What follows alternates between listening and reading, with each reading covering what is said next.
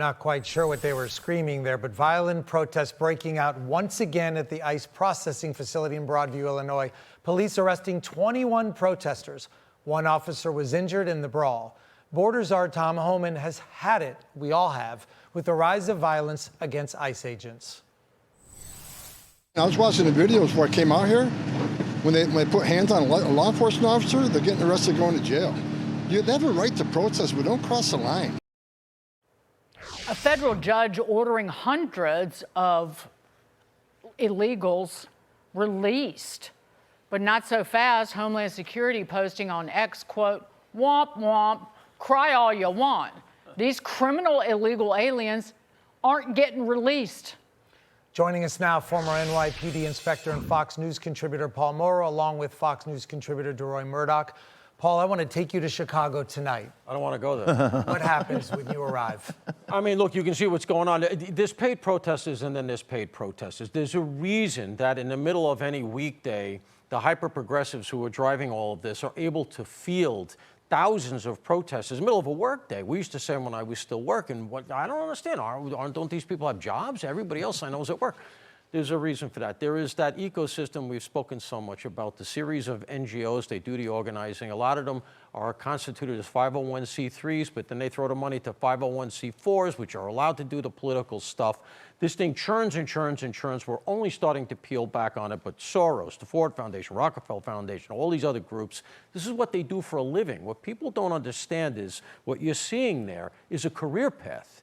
And it can be quite lucrative for some people, especially as they ascend into the management class. That's why it doesn't go away. All I can say is, like what I'm hearing from Homan, federal arrests, the local arrests never amount to peanuts because the prosecutors are half on board with this stuff. But guess who? I love when a federal prosecutor comes in and it's like, whammo, book me criminal. Yeah, absolutely. Well, I think what's interesting about this is the protesters out there screaming and yelling, oh, let these people free, set them loose. For whom are these people demonstrating? Some of the people inside Broadview right now include folks like I.C.E. Quintanilla Guzman, illegal alien from El Salvador. He's there with convicted for 2 counts of felony robbery. A woman named Juliana Gonzalez Landeros, illegal alien from Mexico. She's there for theft of a business, $10,000 up to $100,000 or so. People locked up for assault with deadly weapon, DUI. So if these people get their way and these people are set loose, these are convicted criminals, illegal aliens. They'll be set free to go out and commit more crime. I don't want to see that. These people should be locked up until the day we put them on planes and send them back home where they belong. Yeah, we're all exhausted by this. Governor Hochul passes New York's gas stove ban for now. What's that all about? Pauses. Pauses? Yes. Yeah, pauses, yeah. She paused it. Why? Yeah. So that if she gets reelected, she can unpause it and re-implement it.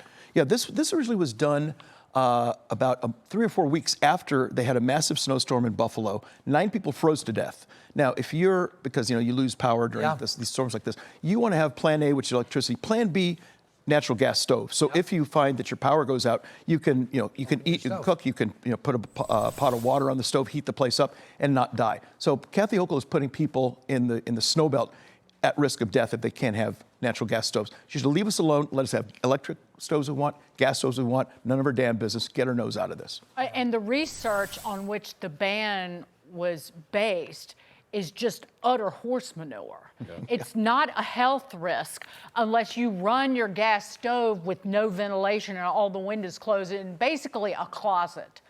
I always said it's racist. Because people, particularly a lot of like Asian cultures, they use woks.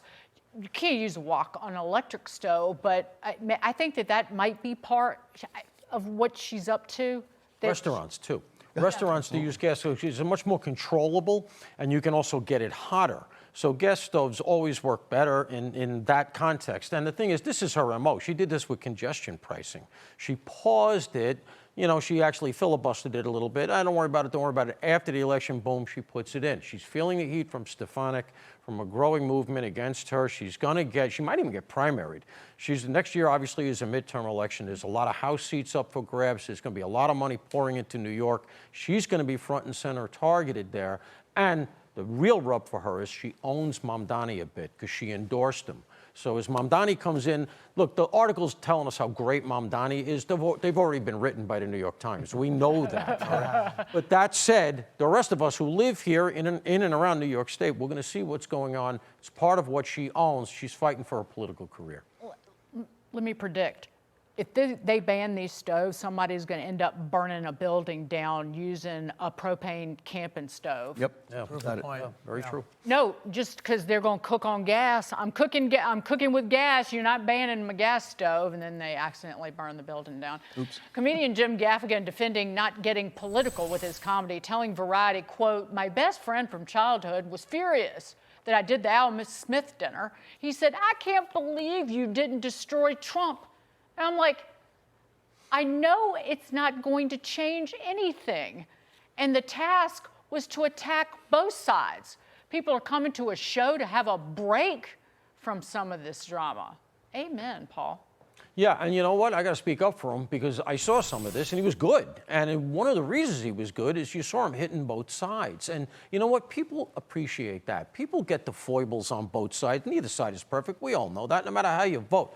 But intelligent humor that picks out the sort of vulnerabilities on both sides and doesn't get hyper political. You can tell when something's coming from a poisonous place. He didn't do that. As a result, I think he was much more professional than, and by the way, I was at a comedy club recently here in New York, in the Village. This is blue area.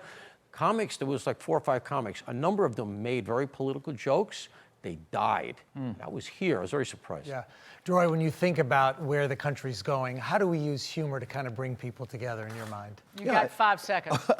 Pick on both sides. Be bipartisan about it. There's humor on both sides. If you pick on both sides, people love that. If you don't pick one side, they don't. You're the best, both of you Thanks, guys. guys.